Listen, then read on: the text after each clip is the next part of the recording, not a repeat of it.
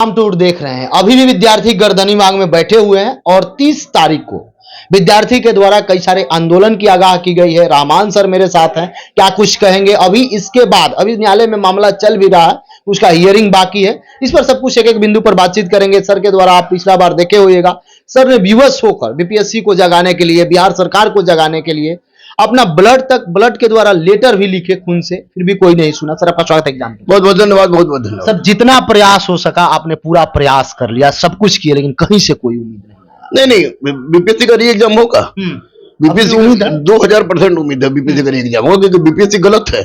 परमार जो है, जो अध्यक्ष है, और जो सत्यप्रकाश शर्मा जो सचिव है, ये लोग तो झूठे तो है ही, लेकिन ये लोग गलत भी है।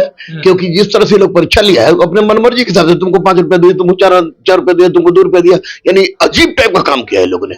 इन लोगों को केस भी चलना चाहिए, बजाते केस चलना चाहिए, दोनों आदमी को केस चलना चाहिए, सजा भी होनी चाहिए।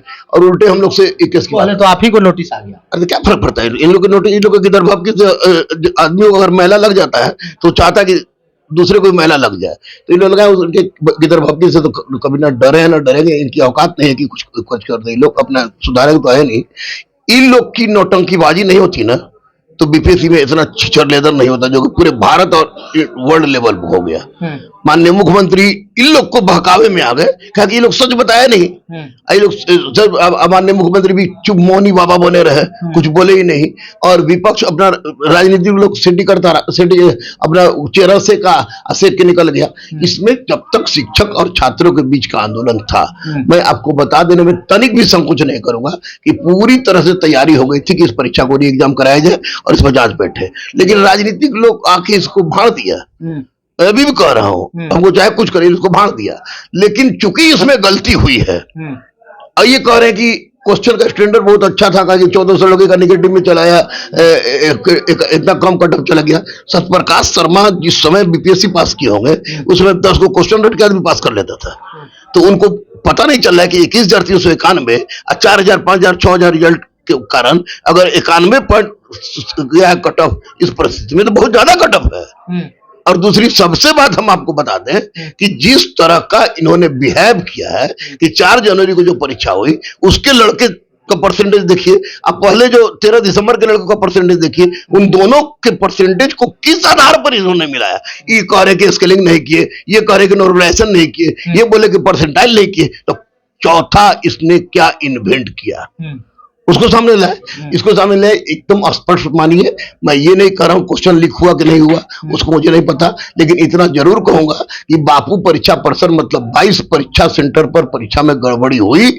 और नॉर्मलाइजेशन लिखा हुआ कि नहीं होगा, जो हम लोग 6 दिसंबर को नॉर्मलाइजेशन का विरोध किए थे, उसके बावजूद नॉर्मलाइजेशन इसे लागू कर दिया है। तो वैसी परिस्थिति में आपको निश्चित रूप से इसका परीक्षा हाईकोर्ट कैंसिल करेगी। हाईकोर्ट अगर इनकेस हाईकोर्ट में से अगर नहीं हुआ तो सुप्रीम कोर्ट में यह परीक्षा कैंसिल होगा ही होगा, और ये एग्जाम होगा 17वीं का, इतना मानिए। हाथ कैसा है सर? हाथ में थोड़ा बहुत जख्म पूरा भरा नहीं है, स्टिच कल कट गया है, तो अब जख्म भरा नहीं है, लेकिन ठीक हो जाएगा। जख्म तो भर जाएगा, लेकिन बच्चों की जिंदगी के साथ जो दाग लगा है वो दाग भरने में बहुत वक्त लगेगा। परमार और सत्यप्रकाश को तो मैं माफ तो नहीं करूंगा, ईश्वर भी उनको माफ नहीं करेगा, क्योंकि बच्चों के साथ बहुत बड़ा अन्याय हुआ है।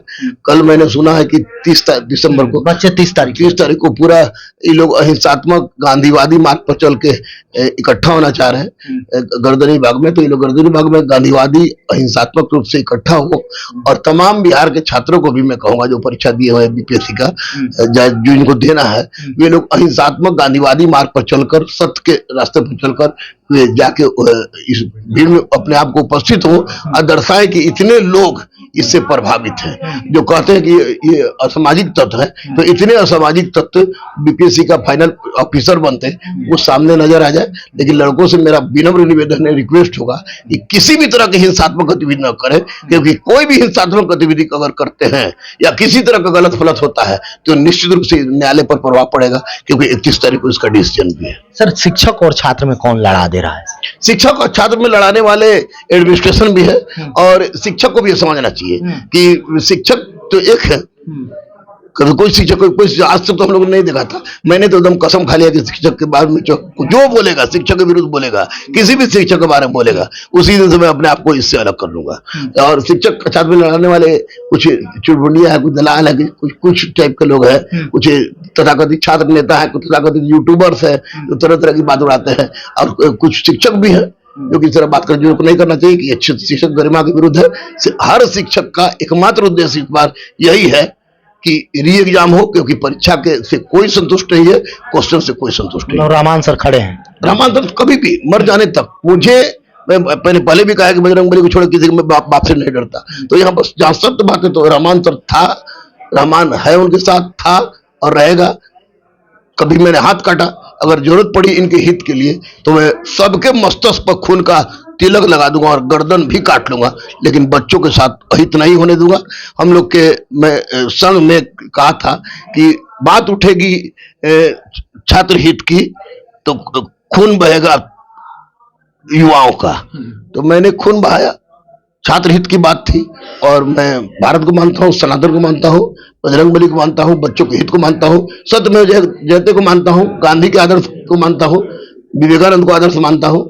बच्चों के लिए तो जान भी देना होगा तो मैं दूंगा, लेकिन पीछे नहीं हटूंगा। पूरा उम्मीद है एकदम री एग्जाम 2000%। मैंने कहा ना कि बच्चों के लिए जान भी अगर देना होगा तो मैं दूंगा, लेकिन पीछे नहीं हटूंगा, ना बच्चों को हटने दूंगा। लड़के केवल हिंसात्मक नहीं हो, क्योंकि सामने वाला को बहाना मिलेगा, अहिंसात्मक रहे, गांधीवादी आदर्श पर चले। देश आजाद हो गया है, दूसरा न्यायिक हत्या नहीं होगा। पहला हुआ था 1774 में नंदलाल का, उस समय देश गुलाम था, अभी देश आजाद है, डेमोक्रेटिक है, इसलिए मस्ती से लड़े, अहिंसात्मक लड़े। रहमान उनके साथ है। बहुत बहुत